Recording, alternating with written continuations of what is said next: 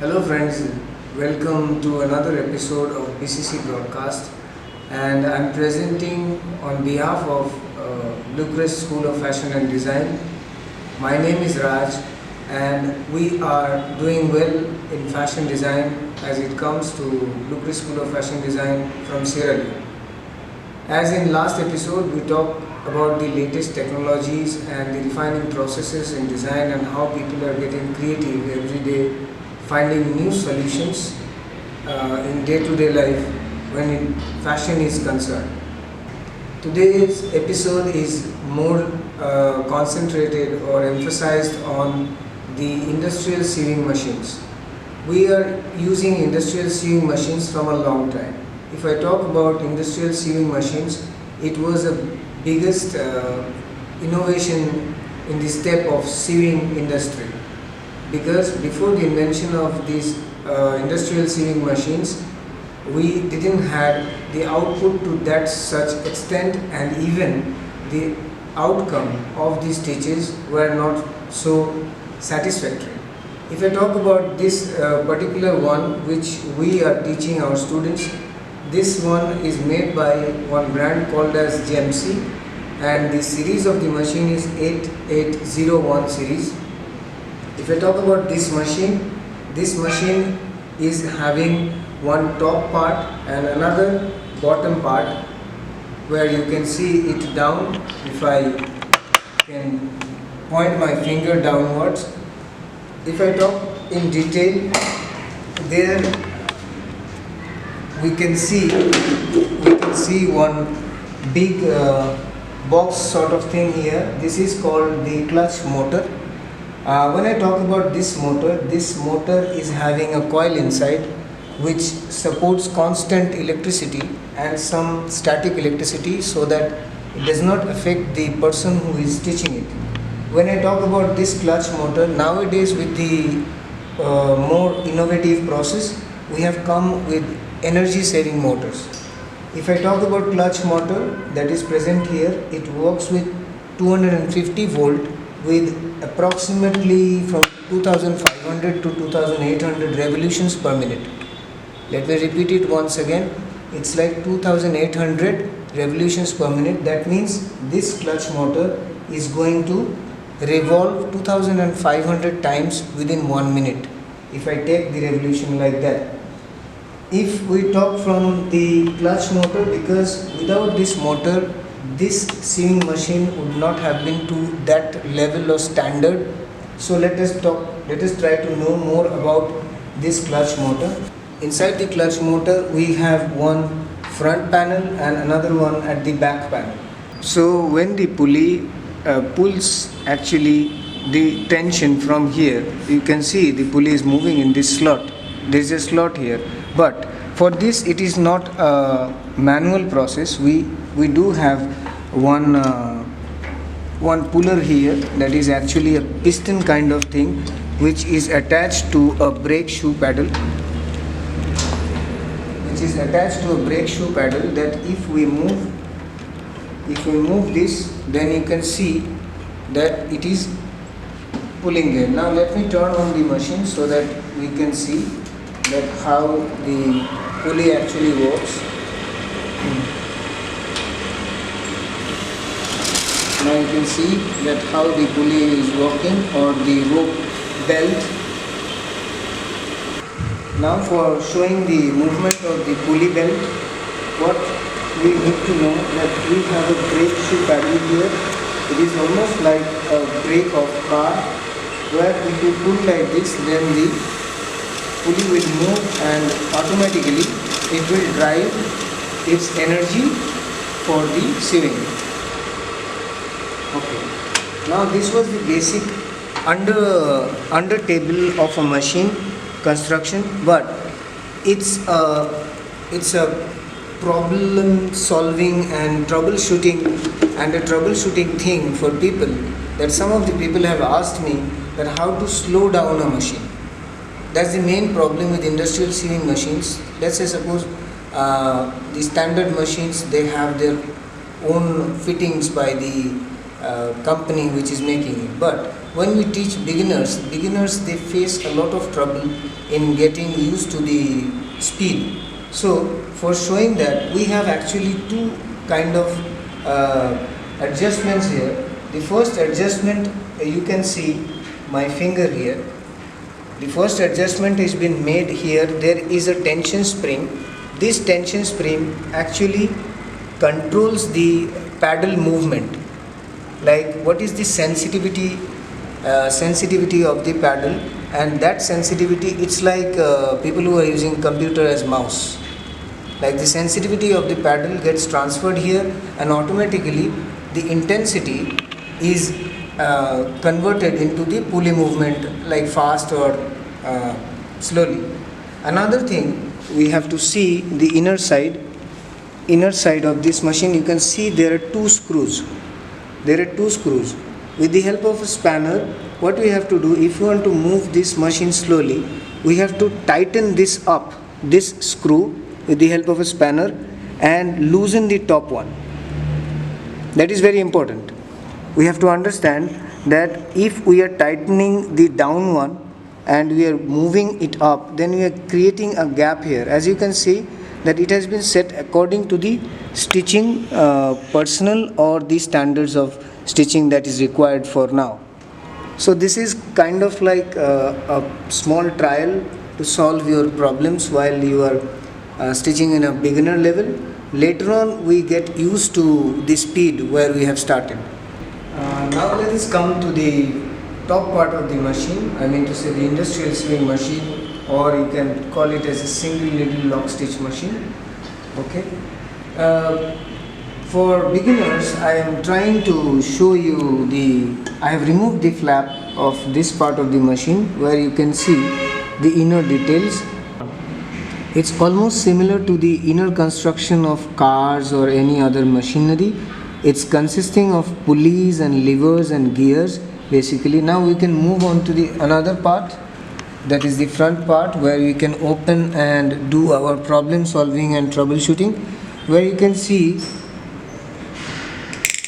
if I am moving the stitch dial, the changes are happening.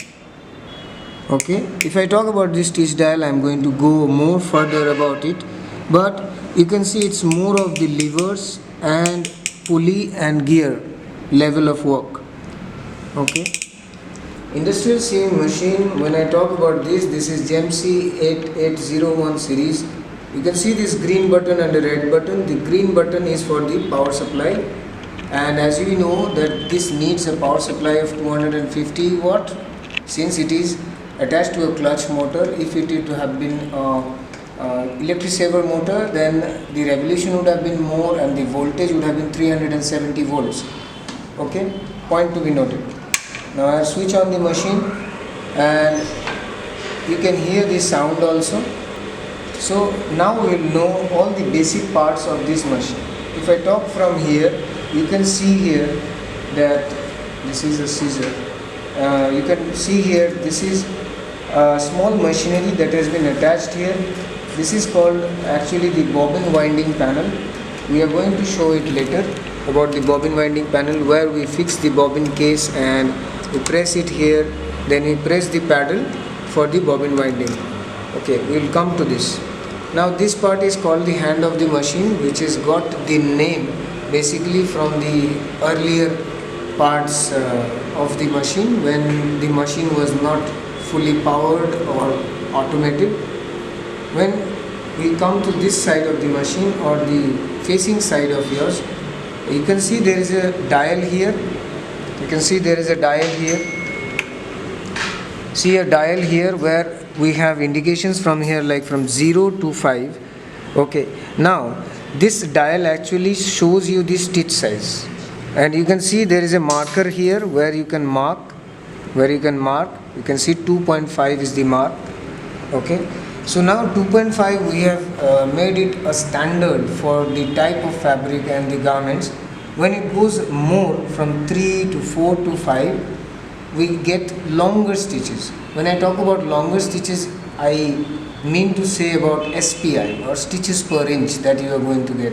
Normally students here They use 4 and 5 for mostly using the elements of design like gathers or any other sort of decorative stitch on the machine. If you see this is called the back tack lever. The back tack lever, if you place this, then the machine will give you a back stitch, which I am going to show you later when we are going to do the practical. This machine is having 2 thread spoolers here, where you can put your thread of your choice, and this thread actually comes from these holes that has been given here. From there it comes here, which is actually called the first tension to the machine, where we actually have discs here which is attached with a spring, and we put the thread here so that the thread can pass through easily. Like this, we wind it so that it runs smoothly from here. Okay, now we move on to the other part of the machine, which is the basic one. You can see here there is a lifter. This is called the pressure foot lifter, where if we lift it up, then it will be up. This is called the pressure foot of the machine. You can see it looks like a feet, that's why it got its name. And when I put it down, then the pressure foot will get down. Okay, now let us come to the front side of the machine, or the facing side of my machine. You can see here that there is a big knob here, which is actually the pressure foot controller. If I place it at different levels, the pressure foot clearance or the ground clearance for the pressure foot will vary, and we need this type of things because we normally use different type of fabrics and they have varied thickness. That's why. Now from here you can see there is one needle, that's why it is called a single needle lock stitch machine. Okay, and here you can see a tension spring is there, which actually controls the tension of, you must see this properly, how nice it has been constructed with a spring. When I am taking it out, it is repelling back. That means it is going to supply the thread at the speed the machine needs. It will not supply instantaneously large amount of thread or small amount when it is needed. Pointing towards this part is actually called the throat plate. It can be removed from here, where you can see the inner construction of the machine. Okay, now you can see that the throat plate has been removed, and this is another disc like shape where you can see the indication of the sizes are there. You can see 1, 3/4, half, 1/4. So based on this we can make the pressure foot control according to the position, and we need to change it when we have other machines instead of single needle lock stitch machine, or when we want to have more functions of it, then we can use it. Here we are going to show a small problem. Sometimes what happens because of malfunction, threads and other dirty particles or materials, they go inside this. This is called the feed of the dog, actually feed of the dog machine, and underneath this there is the bobbin case holder which actually holds the bobbin case inside. To see now how to fix this, we are going to try and fixing this, so have patience and enjoy. So now we have fixed it, and you can see there are some teeth like structures which actually grips the cloth in between the pressure foot and this feed of dog or this throat plate, so that it can run smoothly from this surface. More important, this thing actually is very important in controlling the amount of fabric that is pulled every second from the machine. So now you can see that we are tightening up 2 screws here with the help of a screwdriver. Okay, now we have fixed it, we have create a proper gap in between that and the pressure foot and the feet of the dog. Now we can put the flap on, so our throat plate is fully complete. Now you can see that we are going to show you how to fix a needle. For fixing the needle, we need to unscrew. We need to unscrew the screw here, which actually fixes the needle. As I have already told you that this machine it comes with a notification here, where you can see it is written that DB cross 1 14. I'm going to talk about needles a little bit later. So where you can see they have fixed it, and there are rules for fixing the machine. If you go close to that, and you can see it has been fixed properly. Since we have shown how to fix the needle, now I am going to talk something about the needle. As you can see, this is a very basic machine needle, and the number of the needle is DB14. If I talk about needles, the top part, which is called the butt of the needle, this is called the shank of the needle, the lower part. If I talk about, for better understanding, I am going to put image so you can understand. If we observe carefully, there is two part in the needle. One part is the blade part, another part we have the groove part. So after this, you can see the head of the pin point here, and there is a small slit here or a hole here from where the thread passes on. Okay.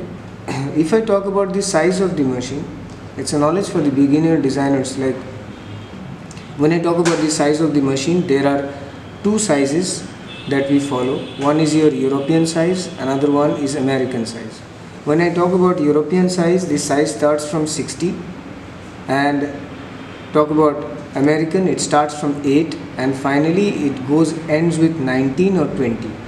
As in comparison to the European size, it is 120 or 100, something like that. So now the point is, why these sizes are different? Are we going to change the machine if we want to change the needle? No. Needle come in various sizes, and they do have specific functions for it. If I talk about the needle function, if I use a size needle of 8, actually the smaller the size, the finer the material it should be. If I am using size 8, size 10, size 9, then I would be using more of like sheer weight materials like chiffon, georgette, silk, satin, or fabrics which are fine in nature. Why do we use DB14 and taken it as a standard? Because DB14 is mostly used by students for stitching fabrics which are of medium weight fabric. When I talk about medium weight fabric, then I can talk about fabrics which mostly students use here in Africa is Africana fabric. Africana is the name, but the constituent of the fabric is basically cotton. So we need some needle which is strong. If I go on to more higher sizes, then we have sizes like 16, then we go to sizes like 18, 19 or 20. And when I talk about the European size, it is 100, 120, 80, something like that.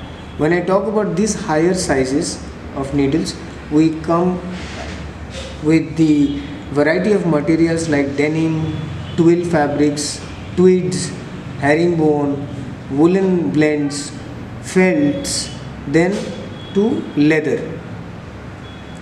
But for using leather, we need to change the needle and together with the pressure foot also, if I talk about. Because when I talk about pressure foot, you can see here what I am talking about. This is the pressure foot. There are various types of pressure foot. When it comes to pressure foot, the first and basic kind is this one, two-fitted pressure foot. Then we have lateral pressure foot. Then we have single narrow stitch pressure foot. Then we have zipper foot also, which comes with a single one. I will put images down for more understanding. Okay, now let me tell you something, that this machine actually works with two things. One is your needle and another bobbin case which fits inside of the machine. Inside this bobbin case there are two things. One is your bobbin winding, like, which is the holder of the, this is called the bobbin, where you wind the thread for further use, and then we'll put this inside so that it becomes and work as a pair or a team for stitching. Normally this bobbin case actually helps in giving the thread from the down part, giving the thread from the down part. So now I can show you the place to fix the bobbin case. Okay, now you can see that I have hold the bobbin case like this. So I hold it like this because there is a spring inside which helps the bobbin case not to fall down. If I don't hold it now, and it will be out of this slot, so I am holding it now like this. Now it will not fall down. I will hold it like this straight, and it should be always 90 degrees to the bobbin case holder.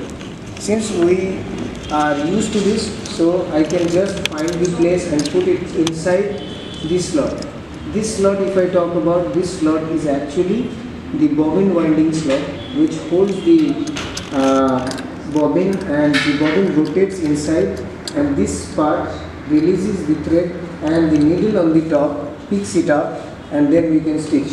Now for more understanding, I am going to show you how to wind a bobbin properly and what are the mistakes normally we do, and easy techniques to control. Now for winding up this bobbin so that the machine down can get it, like the thread. So what we need to do, we have a bobbin winding panel here. We have a bobbin winding panel here. We put the bobbin inside, and now we take the spool of the thread. Remember that the thread on the top of the machine, I mean to say this, and the bobbin thread should be same. So before we thread the machine, we should thread it from here.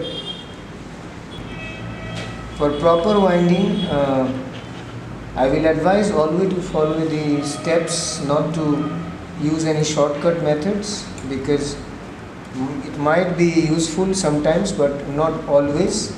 You might have some problems, or the improper bobbin winding, your machine cannot perform properly. So without losing the patience, we should follow the steps properly as guided by the machine on your booklet or something. Now what will you do? You will press this lever from here, switch on the machine, and you can press the brake pedal for winding of the machine. Now you can see that it is self-winding mechanism is there, but sometimes you can regulate it with finger for your desired position of winding.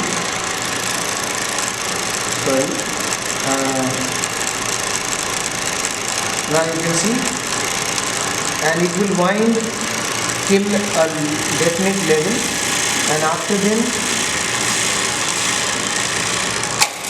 it is going to stop automatically.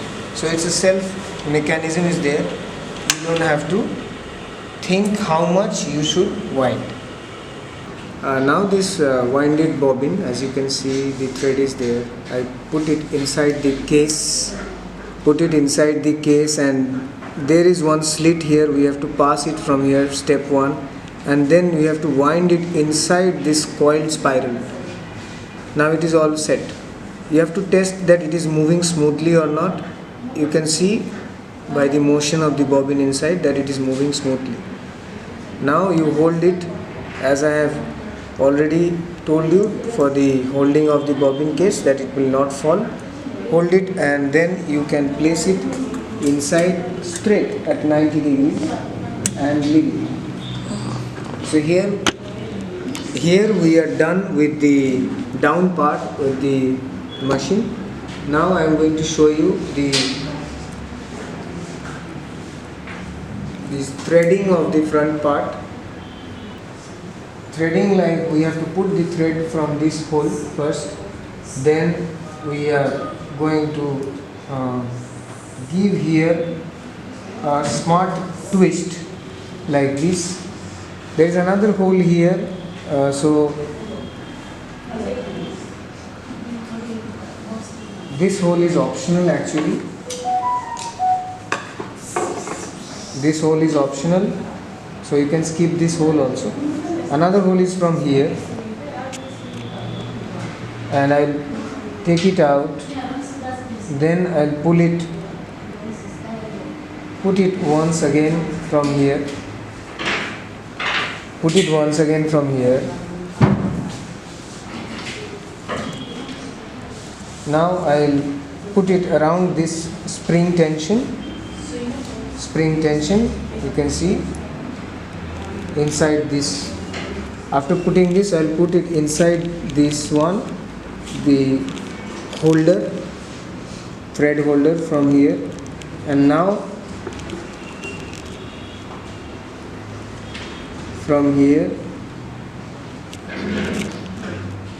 then to this point, then here.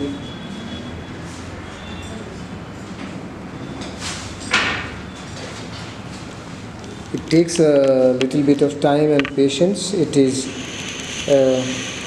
not so easy because the steps of the industrial sewing machine or single needle lock stitch machine has been made at several points of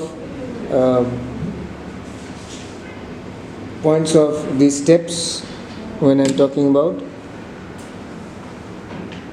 Now I'm going to put it from the left side of the needle. Several steps because to create a tension among the threads so that the stitches are firm, they should be strong enough. As when we compare with manual machines, the stitches are comparatively loose or low in tension. Then we are going to take out the lever up. We can use this lever up with our right knee also. You can see there is a lifter here. There is a lifter here where we can lift the pressure foot and put the thread to this side. We can do this same function with this lever also. Now we have to collect the thread from the bobbin case. So I am going to pull the thread out. You can see another thread has come out. So now we have two threads. These two threads are going to construct the locking of two materials. So I am putting here. Let me just trim this extra thread. Now we are all set to start with the stitching. To talk about the stitching, when we are stitching, we should be having a scissor, and first when you are beginning after threading, you should be having a pair of your fabric, a small cut piece which is similar in nature and similar in color, so that you can test it. So when we are stitching, we have to lift the pressure foot up. You have to put the stitches according to your stitch size. It should be 2.5, that's the standard. And moving with the hand, I mean to say the hand of the machine, I'm putting the needle down, but always check if you don't put the bobbin case properly into this slot, the needle is going to hit the bobbin case holder and it is going to break. So please be careful. It's a message for the beginners. Now what we are going to do, as we know that any stitch is not confirmed or firm if we don't add back stitch to it. So this is your back tack lever. This part, we have to just press it to get the back stitch. So now I'll show you in practical.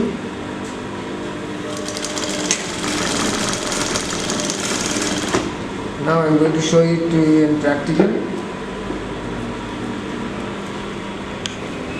So here you can see I'm going to end it with the back stitch only. Okay, and then we can take it out and cut the thread out. Now you can see the bobbin case thread actually constructed the down part of the, and the front part is constructed. So dear friends, we are ending this session now. Me, Mr. Rajiv Chatterjee, the School of Fashion and Design from Bluecrest. But very soon we will be coming with a lot more videos regarding the beginner level, let's say overlock machine or the serger machines, then the act of draping, measurement skills, management, and more on. For more knowledge, keep subscribing our BCC broadcast, and take care, stay fashionable. Thank you.